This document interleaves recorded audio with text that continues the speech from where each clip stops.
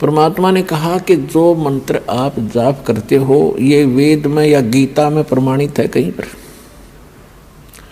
गीता जो है श्रीमद् भगवत गीता चारों वेदों का निष्कर्ष है। वेदों में और गीता जो वेद और गीता जो है ये गॉड गिवन स्पिरिचुअल नॉलेज है, परमात्मा का दिया हुआ अध्यात्म ज्ञान है। और पुराण महाभारत आदि जो सुख सागर है ये किसी ऋषि और ब्रह्मा जी का ज्ञान आगे ऋषियों को प्राप्त हुआ। उन ऋषियों ने अपनी सोच अपना अनुभव उसमें मिक्स करके अलग अलग उसको 18 भागों में बांट लिया। तो ये ज्ञान गॉड गिवन नहीं है, ये ऋषियों का अपना अनुभव है। यदि ये अनुभव और ये पुराणों वाला ज्ञान वेदों और गीता से नहीं मिलता तो यूजलेस है। जो शास्त्र विधि, जो भक्ति विधि, ज्ञान और चीज होती है। पुराणों में जो ज्ञान है वो तो उन सत्र का है कि उसने ऐसा किया, उसने ऐसा किया, उसके इतने पुत्र थे, वो ऋषि था, वो राजा था, ये इस तरह के ज्ञान है।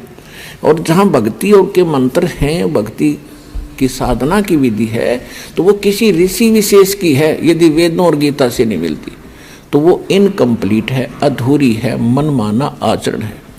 तो परमात्मा ने कहा कि गीता अध्याय नंबर 8 के श्लोक नंबर 13 में एक मंत्र है, ओम इति एक अक्षरम ब्रह्म व्यवहारण माम अनुसमरण ये परियाति तजंदेहम से याति परमाम गतिम। गीता ज्ञान दाता श्री कृष्ण नहीं है। श्री कृष्ण के अंदर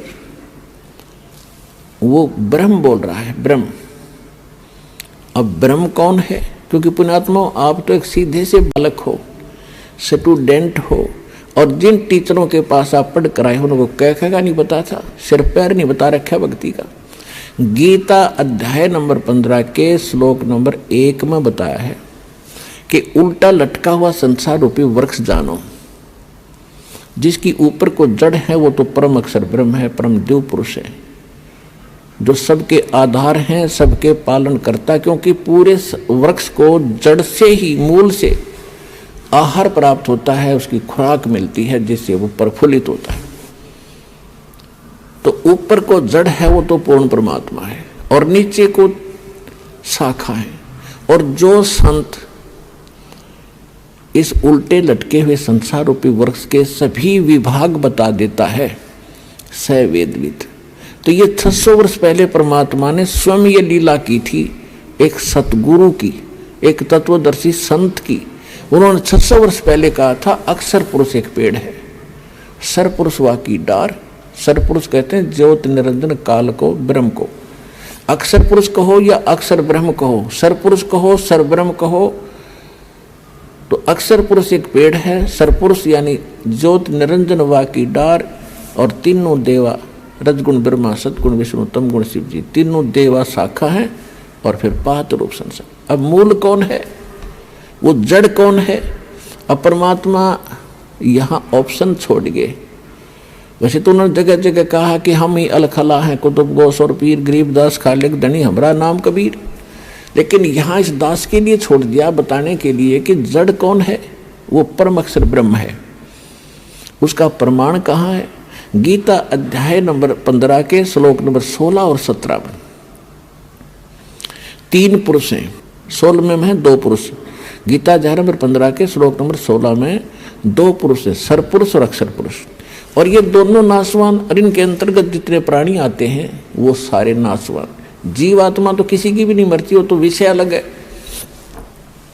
तो सरपुरुष कौन है? अक्षर पुरुष कौन है? सरपुरुष ये ज्योत स्वरूपी निरंजन ब्रह्म है, जो ब्रह्मा विष्णु महेश का पिता है, दुर्गा का पति है। सरपुरुष की जो है केवल 21 ब्रह्मांड है, 21।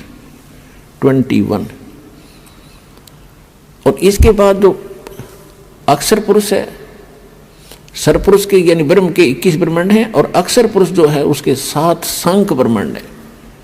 नील पद्म शंख, 7 शंख ब्रह्मांड का स्वामी है। इसको पर ब्रह्म भी कहते हैं। एक तो ये ज्योति निरंजन भी ब्रह्म कहलाता है, और फिर इससे नेक्स्ट ब्रह्म, दूसरा ब्रह्म यानी पर ब्रह्म। तो ये दो तो स्पष्ट कर दिए गीता अध्याय नंबर 15 के श्लोक नंबर 16 ने।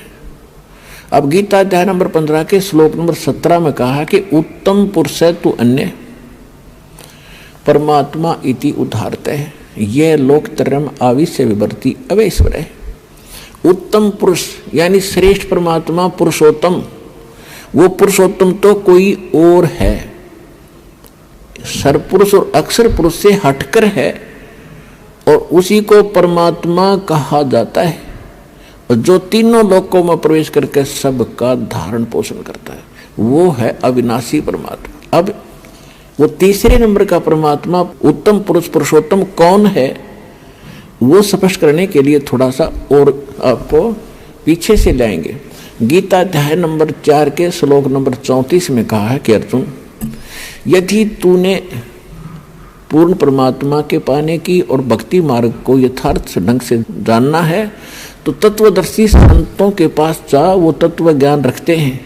गीता अध्याय नंबर 4 के श्लोक नंबर 32 में कहा कि वो ज्ञान जो है यज्ञों की कंप्लीट यानी संपूर्ण जानकारी, यज्ञ माने धार्मिक अनुष्ठानों की पूर्ण रूप से जानकारी परमात्मा स्वयं अपने मुख कमल से आकर बोलता है, वो तत्व ज्ञान है, उसको सूक्ष्म वेद कहते हैं।